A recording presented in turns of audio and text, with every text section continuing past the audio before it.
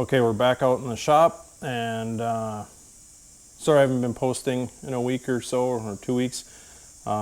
Parents sold their cabin, so we've been cleaning that out, and anybody that's ever moved anything knows that when you're cleaning out 40 years of stuff, it takes a little while. So we got that all moved out, which is good, and we can move on from that. But in doing so, I brought one of the wheelers home. And on this one, it's one of those things that I've had to get after for a while, is I got a CV boot that's ripped. And here's the ripped CV boot. You can see how it's done. I think there might be one more on this, but we'll get after this one, and then we'll keep on looking for the other ones. I know there's a couple of ones that are getting old and cracked, but we'll see where we go on these.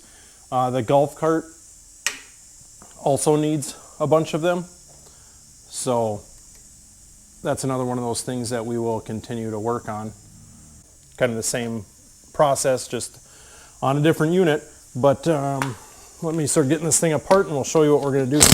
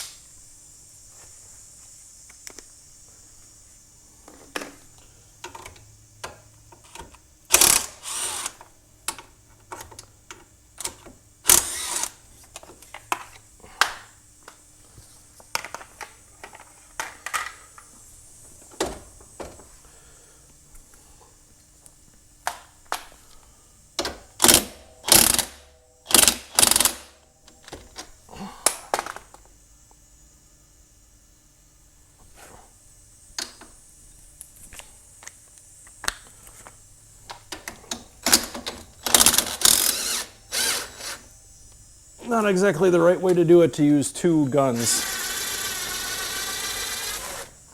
But there we go.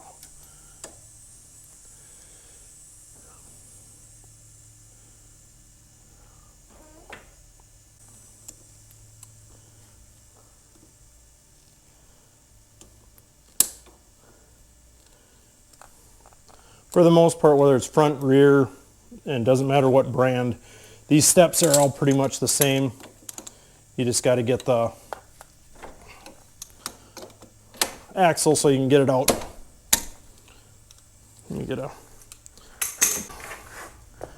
grab the socket for the front axle here. If you're wondering, if you're doing this on an Arctic, it's 30 millimeter. There we go.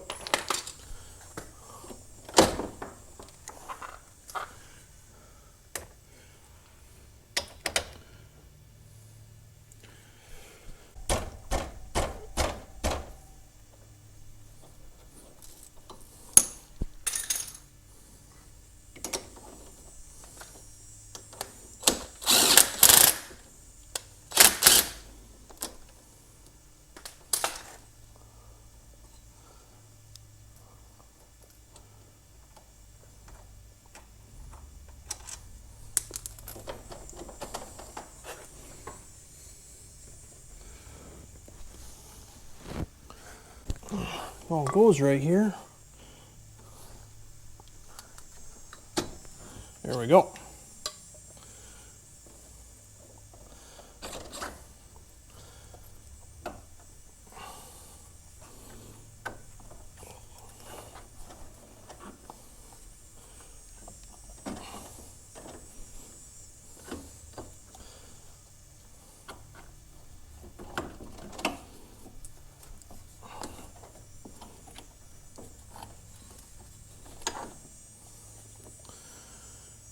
So there we go, got the shaft out. This is just a little loose, not a big deal. The inner boot is still good and flexible. Usually if you're grabbing them, you can see if they're, so it's a little dirty but it's not greasy like this one. If I grabbed it, I'm just going to get nasty greasy. So let's cut these bands off of here.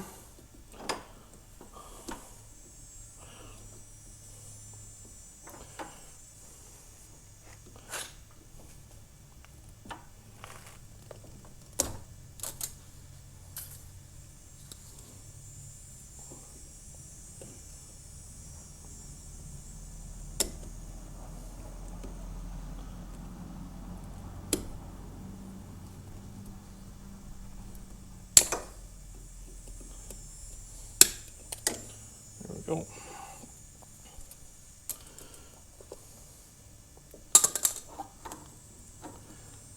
And there's that. Let me get a knife. So we're just going to cut this old boot off.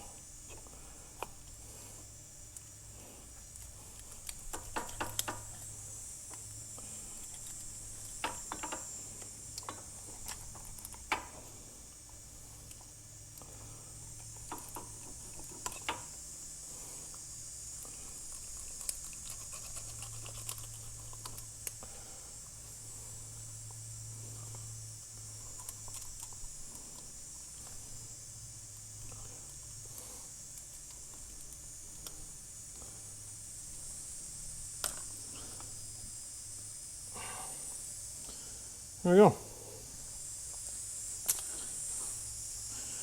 Now we're just going to wipe out this. Now this one is clean. I haven't been doing a whole lot of off-roading lately, at least not since this boot ripped. I think the only thing that I've been doing with this one is plowing. And the snow doesn't look like it got in it. It hasn't gotten rusty. If you were out in the mud pit or something else like this, you would want to take this another step and take this all apart and clean it up.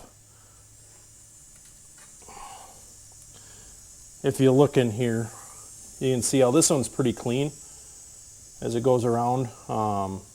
There's no gravel or anything else in there. So we will be able to, we don't have to keep on taking this thing apart, but if you had to, you just rip this out and you can pop the clip off, you can clean it all up and put it back together. So that being said, our inner boot is good. Our outer boot is the one we're replacing. So here is the trick of it. The new boot comes with your grease. We'll put that in a little bit. Your boot.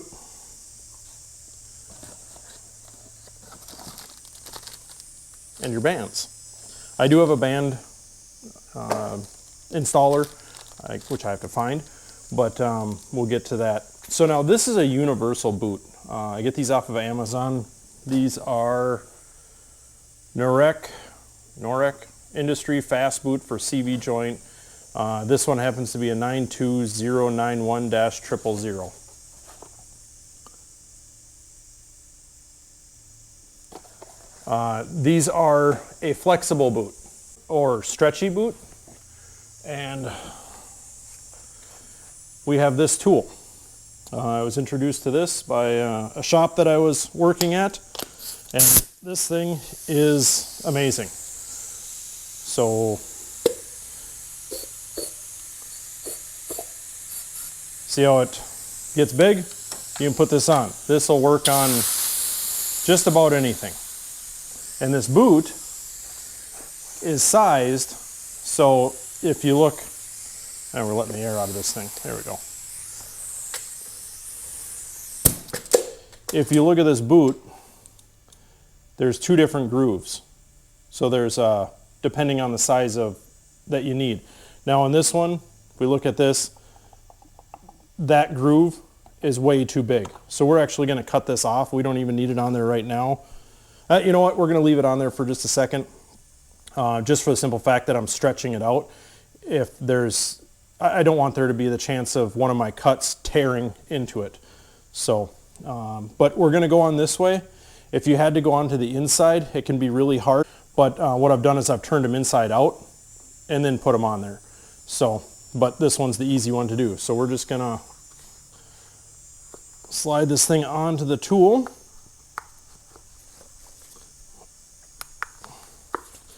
See, we got the fingers just out past. Hook the air back up and watch the magic. Isn't that crazy? So then we just put it on, release the air.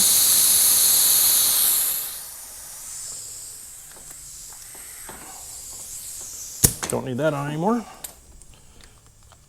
Work it off. And now it comes off a little harder than it went on, just for the simple fact that all of these fingers are now on the shaft, and so they don't shrink in quite as much as they used to. But that was it.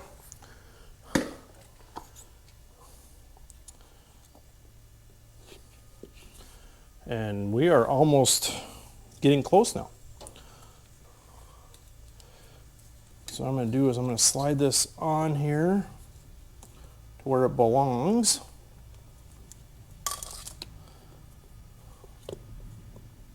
And then we'll make the cut.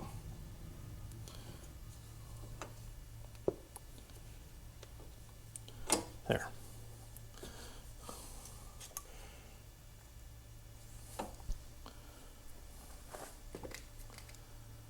Wipe off my knife there a little bit. Okay. So now there's a little groove in here. There's the, I don't know if you guys can see this, there's these little embossments here that the strap goes right in the middle. So we're going to cut just on the outside of this in this flexible bellows here. And I might need to get a new blade. There we go.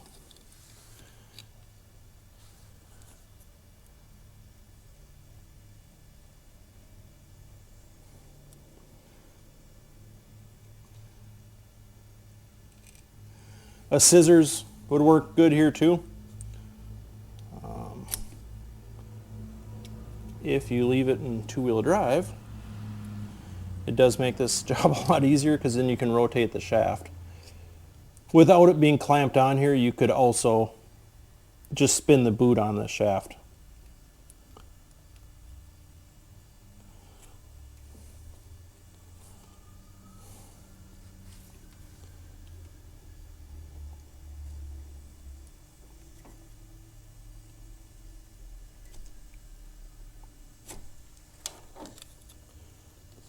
So it's easier to spin the boot than trying to spin the shaft. There we go.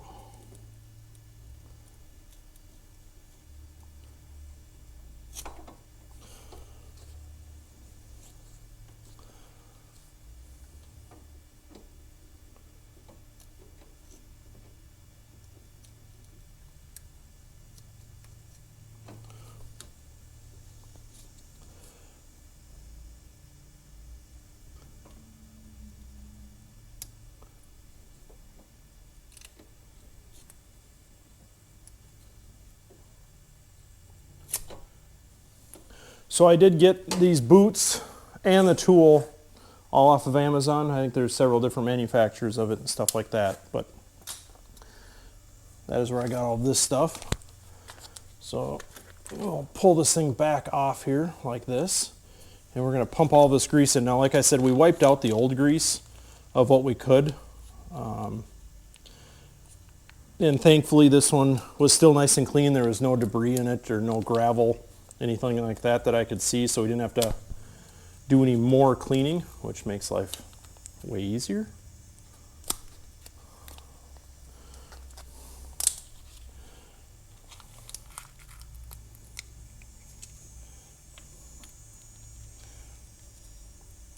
And I just fill up the boot as much as we can.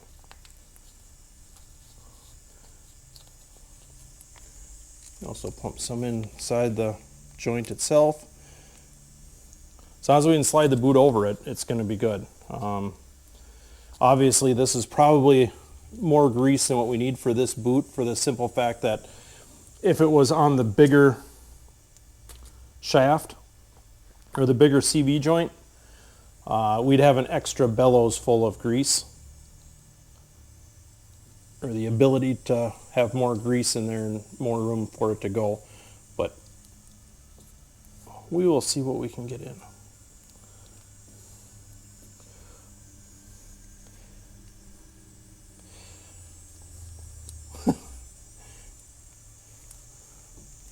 Now it's all slippery and, oh, there we go.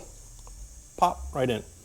The inner one, we had that, there's a spot on the shaft where you can even see the shaft is machined to accept it. So we are on. Now all we have to do is put the bands on.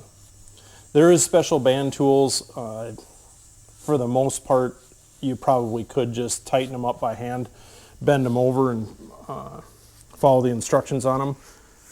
If you didn't have the tool, depending on how many of these you're doing, but if you're like me and you're going to do these here and there,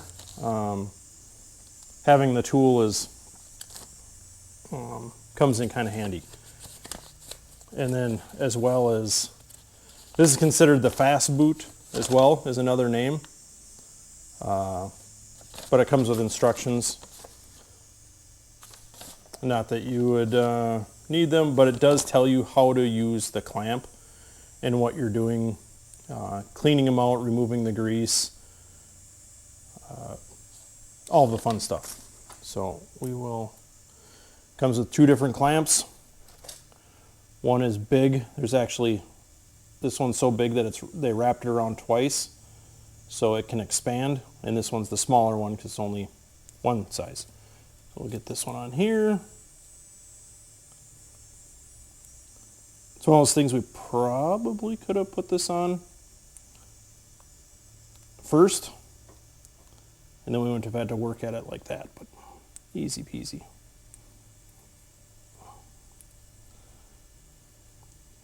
You can see even with my hands, I can get it pretty close right off the bat. I don't know if... There we go. So I just pulled the one tail out of there. So this boot can, or this clamp can be as big as we need it, which we don't need it a whole lot bigger, so that's easy. I found the tool. It's kind of a weird deal. This is the crank to tighten it up, and this is a shear. So you send it through here into there. It winds up here. When you're done winding it up and you've sheared it off, you can just pull this out and it'll fall right out, no big deal. But yeah, let's see if we remember how to use this thing. It's been a little while.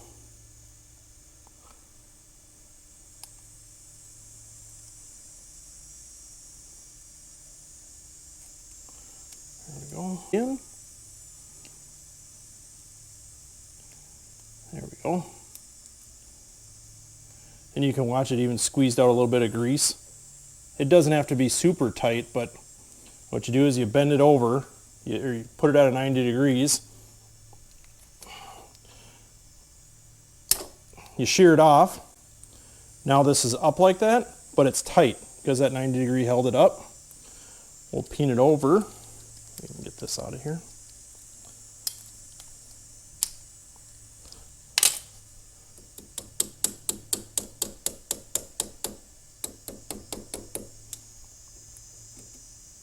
And these 2 little tabs, use something a little bit.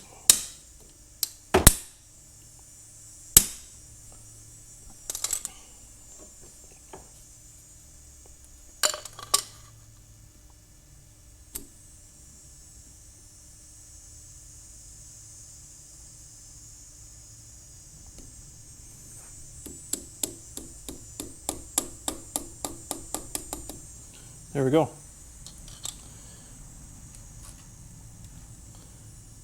Easy peasy. You can see how it squeezed out a little bit of grease that was on there, but that's good and tight. That's our edge. You can see that I'm of the back of the cup. Now we just got to do that one, and you can see here that, see how there's this little groove that it sits in.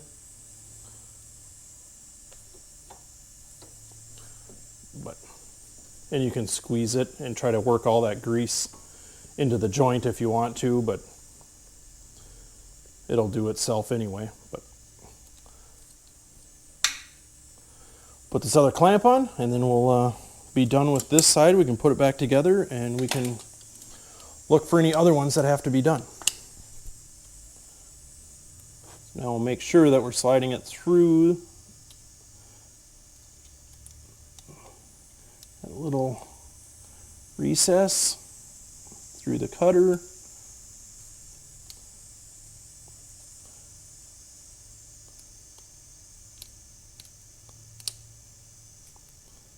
Through the winder. There we go.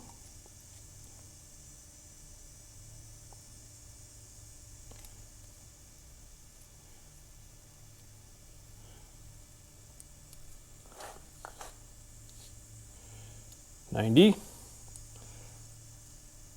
shear, bend it over. It does work nice if when you're bending it over, if you can kind of bend it down a little bit right before those tabs, just because it makes the tabs can be so much easier to keep them tight and bent over.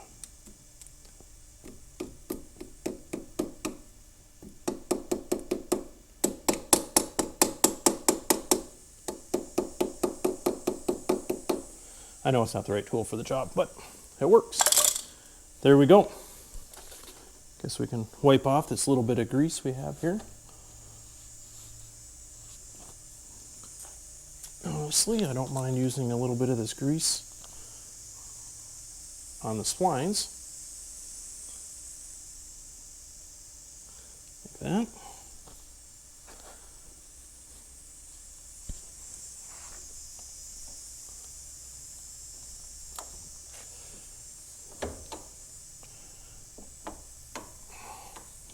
So you can see here how the CV joints are,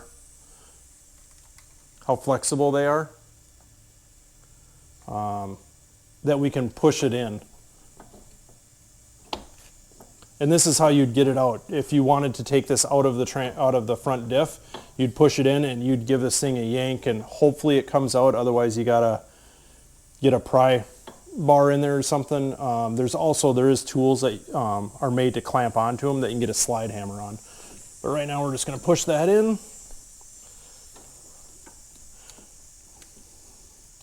Get this lined up with the bearing.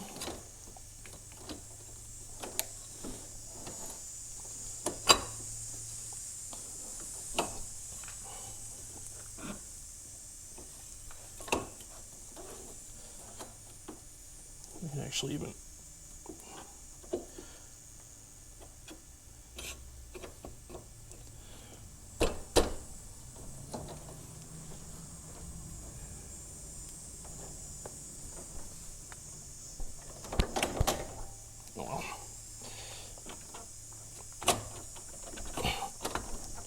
there we go.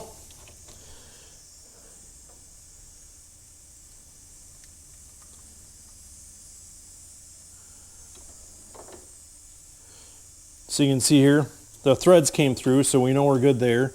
There was no washer on there, and the splines are lined up because otherwise it wouldn't have been enough to get the nut on. So we can just send that on. That tightens the whole shaft up into the bearing, as well as putting the flange on, or the hub on. And we can hook up the shock here. If I can find the bolt. There we go.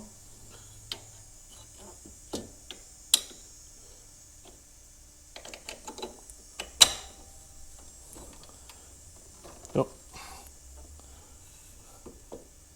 We just got to get this ball joint on. There it went. This bolt can go in.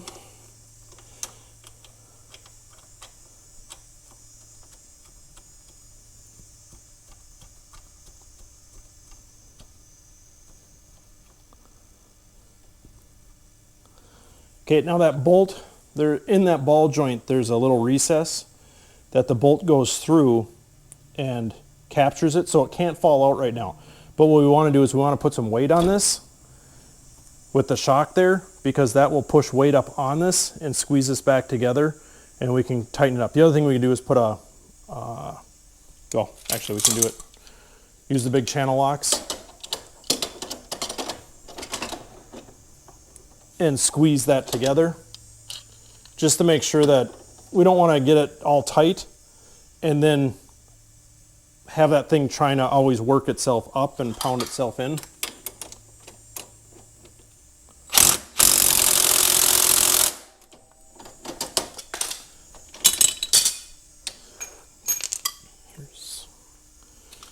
Put a wrench on it just to make sure we're good to go.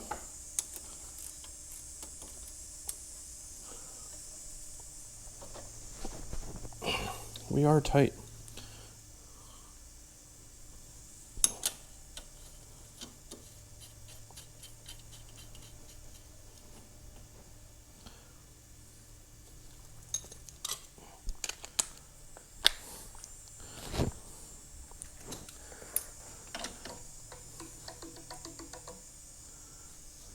Okay, so I don't want to use the two guns against each other, so we'll just use the universal wrench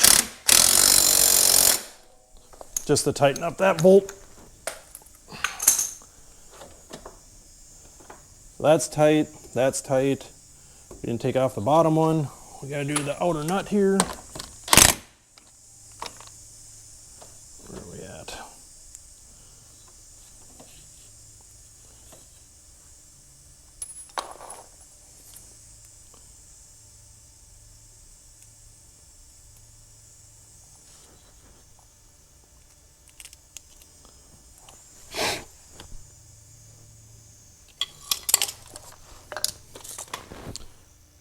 Where's my cotter pin? There it is.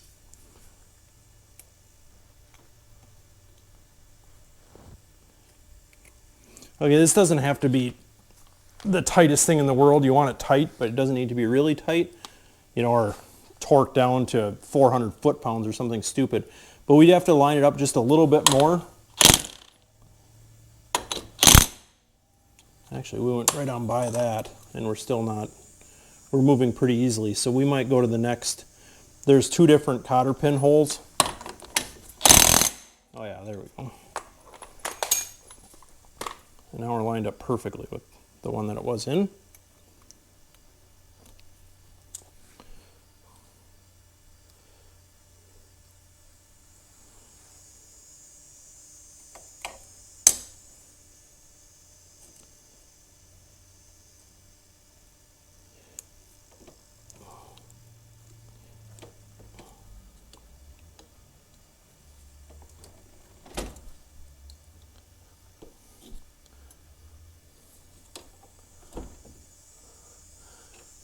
So we got to buy some shock bushings. I don't know how well you can see this with how dark it is in here, but these shocks are just, the bushings on these shocks are just hammered. So something to put on the list, but at least we can put it back together, and we don't have to worry about the getting gravel into these CV boots or anything else while we're going. Put this guard back on. You wouldn't have had to take this guard off. The only reason why I took it off is I think it gave a little bit better visibility for the camera, but other than that, I don't think this would have had to come off.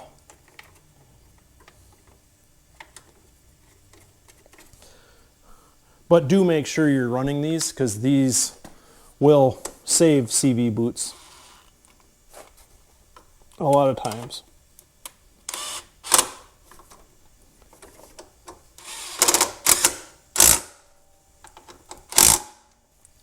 There we go.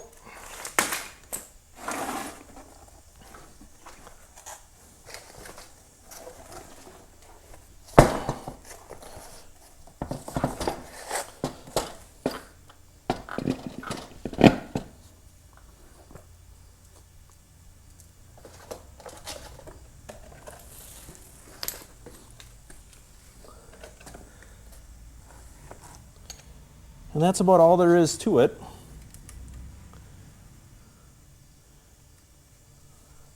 as we put this back together. So other than the, you needed a 17 millimeter to do the shock bolt and the lug nuts. Sorry about that. 17 millimeter the shock bolt and the lug nuts.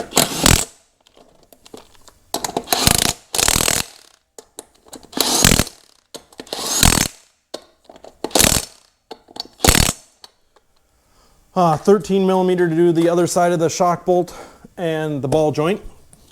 It was a 30 millimeter to do the end of the shaft. You know, and that's one of those things, like if you didn't have an impact gun or whatever else, you need to get that off. If you had the unit in 4-wheel drive and you locked the tires and had everything locked down so it can't move, or had somebody sitting on it with the brakes on, you could just use a ratchet to get that off. If you're feeling good, you might be able to use a big vice grips or a channel locks or a crescent wrench to get that. But and then the other thing that we used was obviously the stretcher and the strap wrench.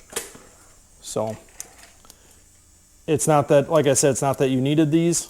I'm sure, you know, everybody can figure out a way to pull on them tight enough to get them to do what they need to do, but it does make really short work of it. And I've done enough of these on my wheelers that it's nice to have. So that is that. I hope you liked it. Hopefully we'll get into doing some more videos and such. The truck is out here. The thing that I did to this actually today is I did something very bad, is because we ground everything on the back of the truck and everything, metal, little tiny pieces of metal, obviously from grinding, were on the roof and stuff. I knew about it. I was going to wash it. I didn't. They started to rust, and you couldn't just wash them off anymore. If I would have washed it right when it happened, I think I could have gotten it to not have an issue. But so we ended up wet sanding the roof and polishing it. So I'll throw some wax on it. Should be good to go. But I hope you enjoyed this. We'll get back to little things on the truck. We'll keep on working on wheelers. 41 Ford will come back eventually. The golf cart's always being worked on. So thanks for watching, guys.